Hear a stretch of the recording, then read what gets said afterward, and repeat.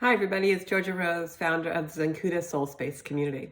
So this is a little bit of a different video. I'm not going to talk too much about astrology or tarot today, but I do want to talk about some of the energy that I feel is going on in the world right now. And my sentiments are shared by quite a bit of the light workers in the world and many of the astrologers and psychics in the world as well. As you know, I am also a psychic intuitive.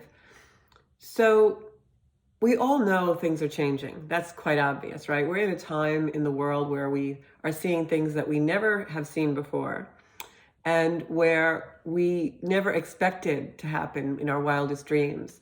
Things that are social changes, political changes, financial changes, all kinds of artificial intelligence, everything from the way people believe their gender is to the things that we are quarreling about that are our birthright or not our birthright, reparations and equality and all kinds of things.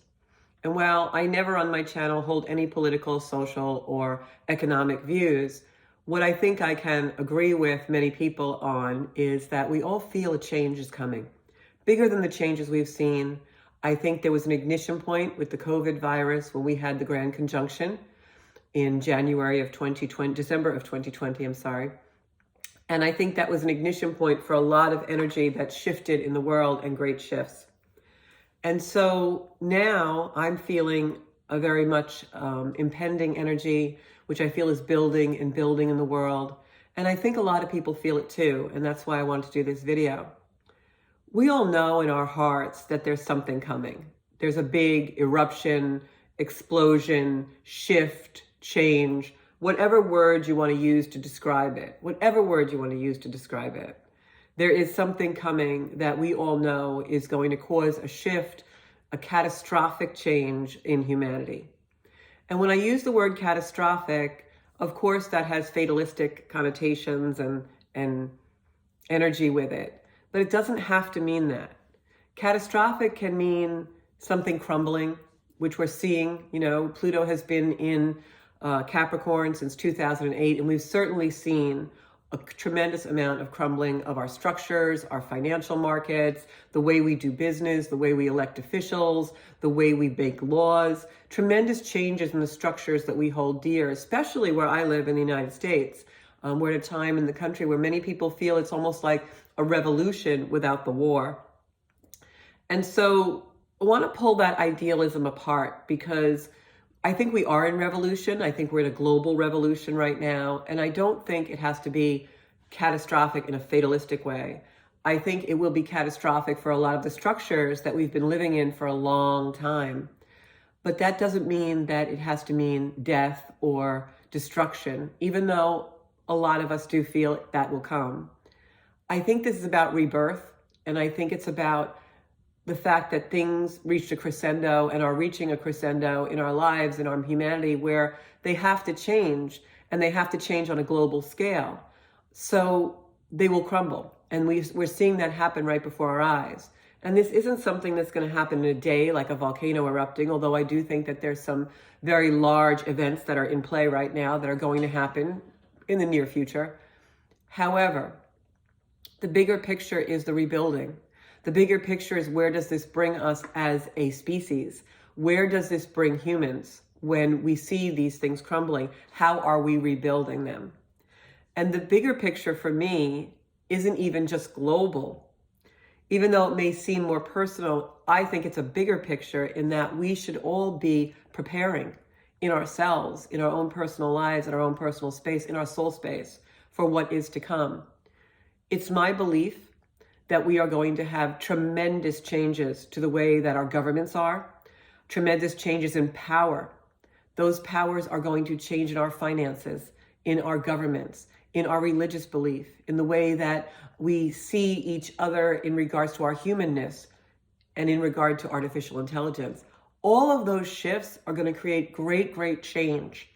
And in that change comes an opportunity for greed and destruction, and also an opportunity to create humans where we bring more love and more humanness into our lives. So we have big decisions to make, and those decisions are going to be, where AI is concerned, how much humanness are we willing to give up? And how will it affect us personally in our soul? And how will it affect humanity as a whole? And then I think another decision we have to make is when we make choices as to what our belief systems are going to be in regards to religion or spirituality or government. What are those choices that we hold dear that we are not ready to give up? And what are the choices that we realize are really not going to propel us forward? And can we stay in love while we witness our societies crumbling and new societal beliefs come in? Can we stay in love, and can we stay in a certain type of quietude, that place within us where we find peace no matter what is going on around us?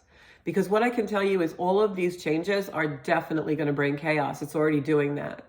We're seeing fighting in the streets. We're seeing fighting among political leaders. We're seeing people go lower than they've ever gone before in their insults, in their degradation, in their shamefulness, in their soullessness in this world. So when I see that and I take it in an observing kind of a way, not in an energetic way, what do I see? I see us reaching a crescendo that absolutely has to change. Just look at the way we're treating our earth and the planet. It can't be sustained this way. So there's going to be a big shift. And think about revolution.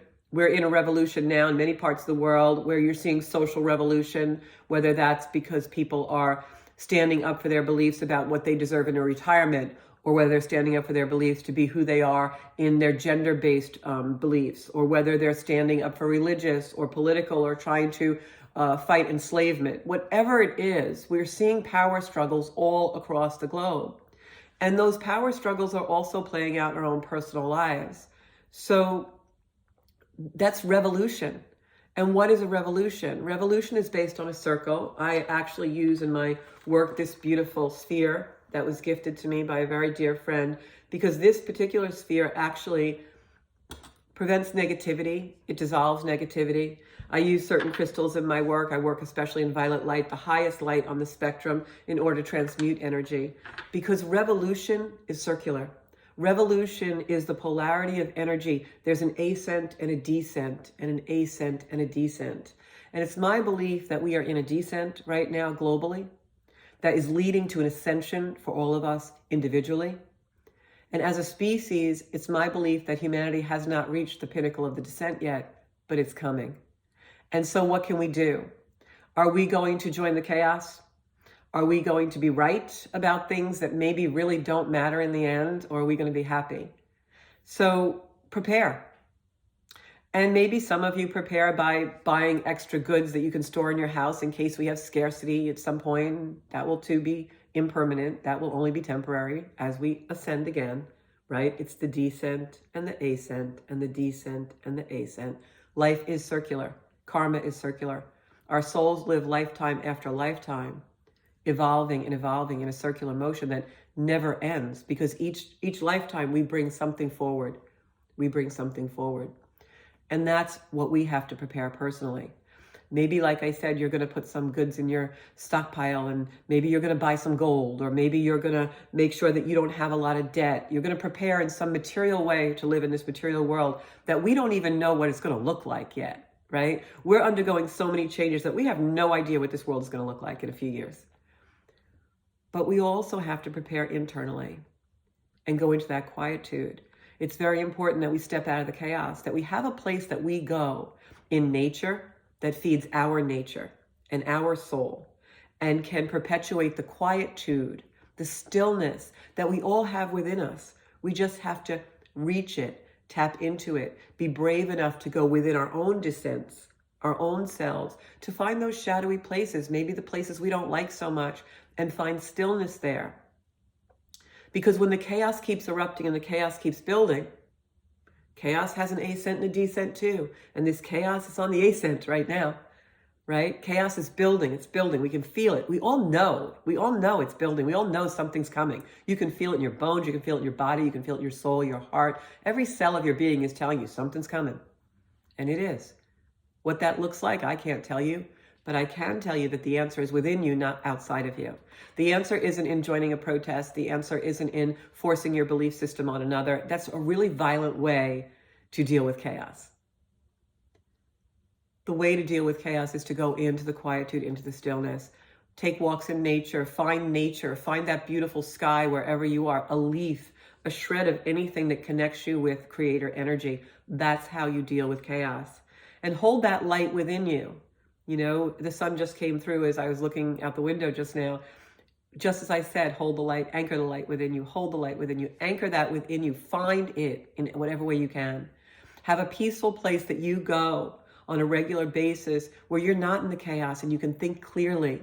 Because the one thing this chaos is going to do is try and force beliefs and opinions on you that maybe are not in alignment.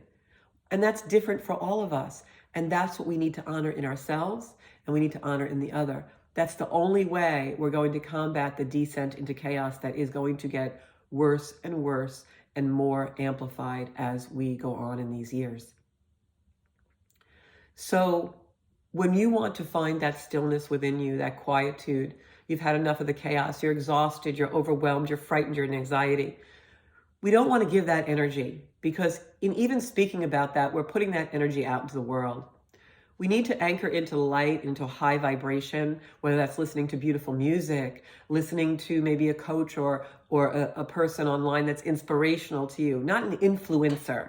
I don't ever want to be an influencer. It is not my intention to influence anybody. I want to inspire you to find what works for you and your peace and your solitude and your quietude. So find that place however you can. You know, maybe it's sitting on the porch with your children or grandchildren and eating an ice cream cone. And in that moment, you find joy in your heart and you're elevating your vibration. Maybe it's getting on the floor and playing with your dog. But we all have to find that place, and we all have to do that. Because if we do not do that, then we're going to be eaten up alive by this chaos, and humanity is in jeopardy of that. So we are going to have tremendous changes, tremendous power shifts. There will be power shifts in the financial institutions globally. There will be power shifts in religious organizations, spiritual organizations globally. There will be power shifts in how the governments are run. We all know this is going to happen. The power needs to go back to the people in our individual ways so that we are empowered within us to find the light, the truth, and the joy that raises our vibration. And if we can do that, then we spread that vibration out into the world, just in even a blip in a moment. When you feel that in your heart, that radiates out. And that is what the world needs right now. So especially with Mother's Day coming up this weekend, remember Mother Earth when you're celebrating mothers, whether they're here on the other side, whether you're a grandmother, a child, or a mother yourself, stepmother, dad who's like a mom, whatever it might be. Remember Mother Earth, because we need to send her our love and our vibration, because this planet is crying. And I know many of my light worker friends and I, we can feel angels like they're almost flying around over the earth. And I know that may sound crazy, but they are protecting us. And if we harness that energy of that beautiful angelic realm, of the realm of all of the off-planet energies that are good and want to help us in this fight that we're in, that's what the energy needs to be, because that will amplify the love in the world. So I just felt really compelled to do this video today, because I can't stress enough for every single person that watches this video, and please share it. You need to strengthen your own foundation in your mind, in your body, in your soul, because we are coming on a time that we need to prepare for. There are major, major power shifts that are going to be happening globally. There are events that are going to come as very large eruptions. They are going to be shocking and surprising, but not as surprising as you would think, because we all know and we all feel it. It's coming. So prepare. Be ready within yourself to find that place you can go, so that no matter what's happening around you, you have a quietude and a stillness that's your strength, and that you know what truth is. That you don't need to discern between artificial intelligence and media, whether it's real or not, because you know what's real within you. And the way we build that truth is going into our quiet, our stillness, and connecting with spirit. Thank you so much for listening. You can find me on Zencuda Soul Space on Facebook, Zencuda Official on Instagram, and of course, this YouTube channel, Zencuda. I hope that you are inspired by this work, and I hope that you'll make a comment or reach out and help me be inspired by your experiences. That's what the Soul Space community is all about, as we all share our own individual soul spaces and empower each other to find them. Thank you so much. I love each and every one of you. Please go into stillness each and every day to strengthen your own soul space. Blessings.